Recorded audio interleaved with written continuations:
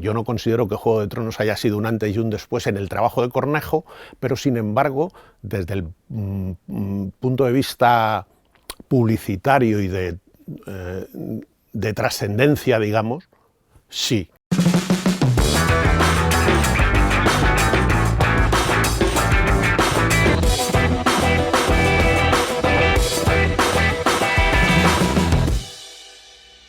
Sastrería Cornejo la fundan, yo antes decía mi abuelo, pero tengo que decir mis abuelos, porque mi abuela evidentemente también trabajó.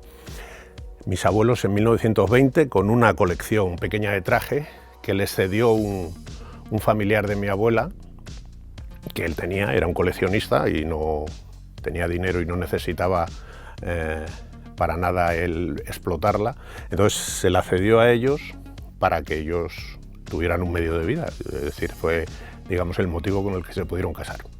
Entonces, al principio era una colección que cabía en una habitación, al principio solo trabajaban para particulares, para fiestas, pues carnaval, y poco a poco pues empezaron a trabajar en teatro. Yo creo que inmediatamente mi abuelo se debió meter en el mundo de la revista, que en aquella época sí que había, pero con la misma filosofía, es decir, el sitio donde vivían tenían una habitación destinada al trabajo. Cuando estalla la guerra en el 36, mi padre, que justo cumplía 14 años, tiene que dejar de estudiar y se incorpora al negocio. Y bueno, pues durante la guerra, pues según me contó mi padre, aunque tampoco contaba mucho, las pasaron canutas. Es decir, el negocio estaba incautado por la CNT, mi padre tuvo que colocarse como sastre en el Teatro Español, pero bueno, trabajaban en algunas compañías de zarzuela, de teatro.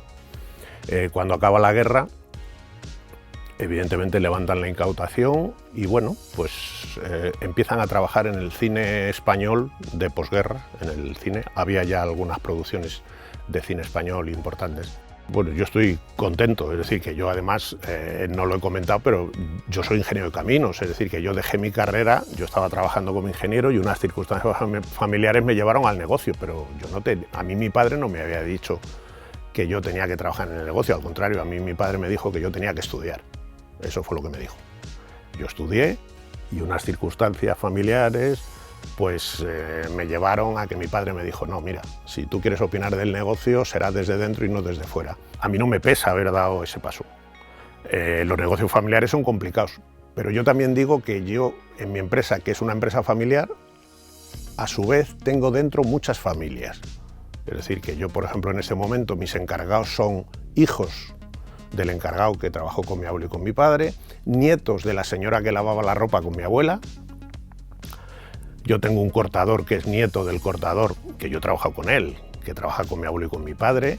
En este momento, por ejemplo, de la plantilla que tengo, solamente me queda una persona de las que había en Cornejo cuando yo entré en el 78. Y yo recuerdo también que después de hacer Dune, Bob Greenwood volvió a mi casa y hicimos una producción norteamericana que se llamaba Los Patinadores del Sol, Solar Babies, y bueno, él nos pidió, nos obligó, pero nosotros lo hicimos, a trabajar con materiales que no habíamos hecho, es decir, que utilizamos vinilo, que es el material que llevan los coches en el techo, hicimos cosas con goma, las famosas, hicimos cosas parecidas a las de Mad Max, con neumáticos, en fin, cosas que bueno, sí que las recuerdo. Hombre, luego ha habido espectáculos que recuerdo, bueno, yo como dije antes que me gustaba el teatro, pues hombre, de espectáculos teatrales, pues recuerdo muchísimo un Don Juan Tenorio que hicimos, dirigido por Ángel Fernández Montesinos, con figurines de Dalí, los figurines antiguos de Dalí, reinterpretados por Pedro Moreno. Yo que conocía la colección de figurines de Dalí y que me imaginaba que en su tiempo se habían hecho, yo cuando vino Pedro con los figurines de Dalí a decirme que teníamos que hacer una producción nueva, le dije que era imposible. Él me dijo, no te preocupes, Humberto, que lo vamos a hacer. Entonces, efectivamente, la hicimos. Yo estuve continuamente viendo el trabajo en los talleres y el día que yo tuve la suerte de ir al Teatro María Guerrero a ver la función y vi en el escenario los trajes, que además es que es verdad que conseguimos, que al fin y al cabo es nuestro trabajo, conseguimos reproducir algo que está en un dibujo. Bueno, pues yo sentí una satisfacción increíble. Sí, hay cosas que sí que se quedan grabadas. No me dejó mal sabor, pero fue muy complicado. Y en realidad era una película española de Ray Loriga, la película de Santa Teresa, la que hizo Pat Vega. La figurinista era Eiko Ishioka, una figurinista japonesa. Ella acababa de ganar el Oscar con el Drácula de Bram Stoker y evidentemente ella no nos conocía. No nos conocía, ni el productor español podía pagar a Eiko Ishioka así de claro para hacer esa película. Pero en esa época Ray Loriga vivía en Nueva York y solo se le ocurrió darle el guión a Eiko. Eiko se enamoró del guión y dijo que quería hacer la película. Es una señora que le gusta trabajar con volúmenes, maravillosa. Pero bueno, yo vi los figurines y lo que comentaba antes, bueno, pues la verdad es que me asusté, me los traje, consulté con mis cortadores y con mi gente. Ellos evidentemente, al contrario, me animaron. Pero bueno, hombre, que sí. Bueno, pues yo dije que sí, que me consideraba capaz. Y entonces, como ella dudaba, yo le dije al productor que no, que a mí obligada yo no quería aquí nadie. Es decir, el trabajo que nosotros hacemos con los figurinistas, ellos son artistas, es un trabajo muy subjetivo. Entonces a nosotros no nos interesa que alguien esté trabajando con nosotros en contra de su voluntad, así de claro. Porque por muy bien que tú creas que lo estás haciendo, él puede decir que no está bien. Entonces yo lo que le dije al productor fue, a mí que me hagan un examen, que no tengo ningún problema. Yo hago un traje a fondo perdido, si paso el examen hago la película y si no paso el examen, tan amigos. Bueno, pues hicimos un traje y efectivamente a Eiko le gustó. Yo no considero que Juego de Tronos haya sido un antes y un después en el trabajo de Cornejo, pero sin embargo, desde el punto de vista publicitario y de trascendencia, digamos, sí, o sea, que se me ha olvidado decirlo. ¿Por qué? Pues porque nosotros hasta que hicimos Juego de Tronos, es que incluso había gente del mundo del espectáculo español que desconocía la trayectoria de Cornejo, es decir, que es que se sorprendían, claro, como tuvo mucha trascendencia, si vinieron muchas entrevistas, pero hombre, ¿cómo que trabajáis en Juego? Nosotros en Juego de Tronos, no sé si fueron 6 o 7 temporadas, aproximadamente alquilábamos del orden de 400 trajes cada temporada, pero nosotros no hacíamos solo la serie Juego de Tronos, todas estas producciones internacionales se sirven entre varias sastrerías. Entonces, nosotros, el material ese que he dicho antes de los bárbaros de la caída, ese es el fundamental, es decir, el de los guerreros de la noche, los de las pieles de cabra.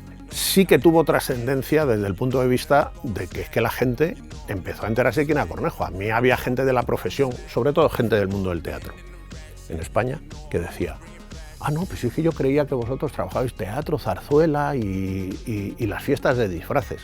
No, hombre, muchos y de películas grandísimas. Es decir, por ejemplo,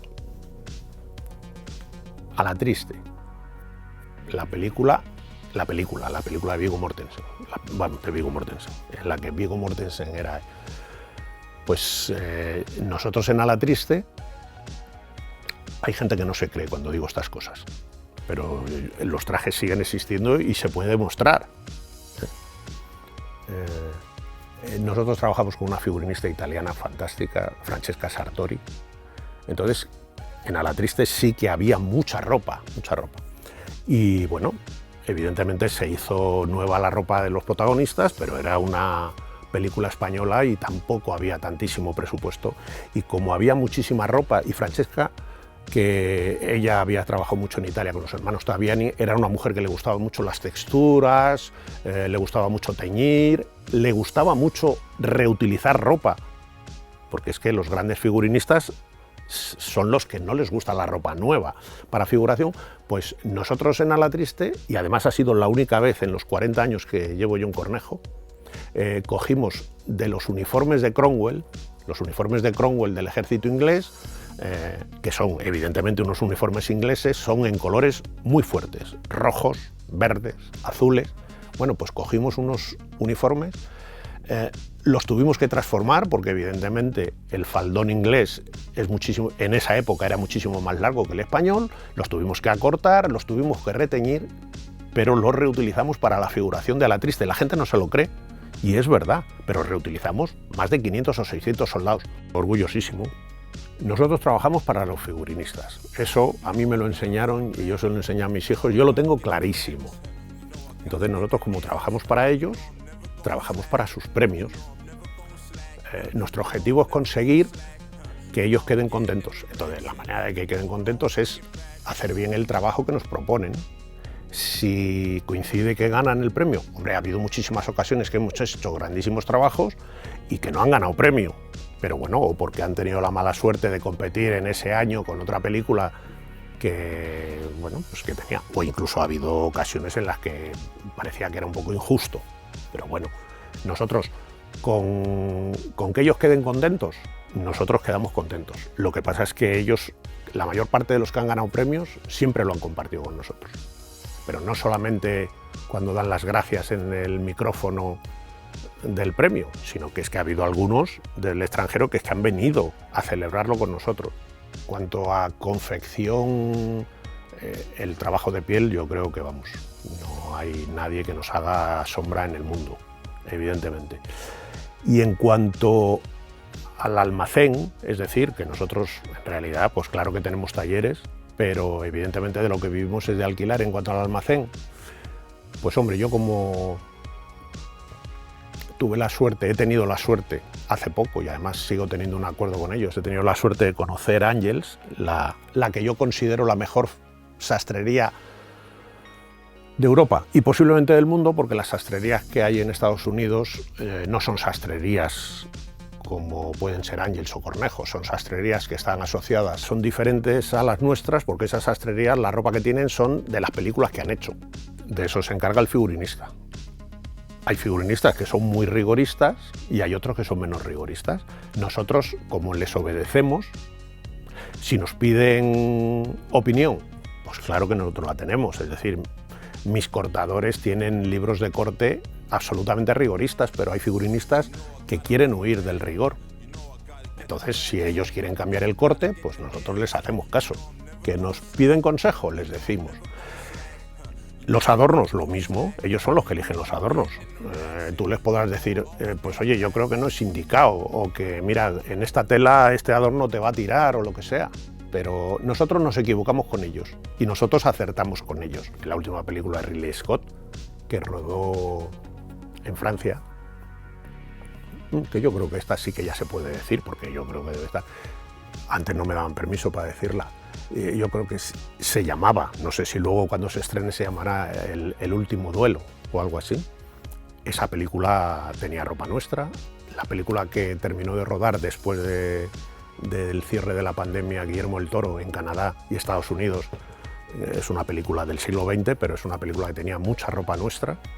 En este momento se ha comentado que están rodando ya Asterix. Me parece que este Asterix es el de Oriente. Algo tiene que ver con China, porque nosotros me parece que hemos tenido que hacer un grupo de soldados más bien orientales. Os he comentado, sí, bueno, los franceses para esto no son. Sí que yo creo que vamos a trabajar en la serie esta de los Tres Mosqueteros. Bueno, hombre, porque ya tienen seleccionada ropa.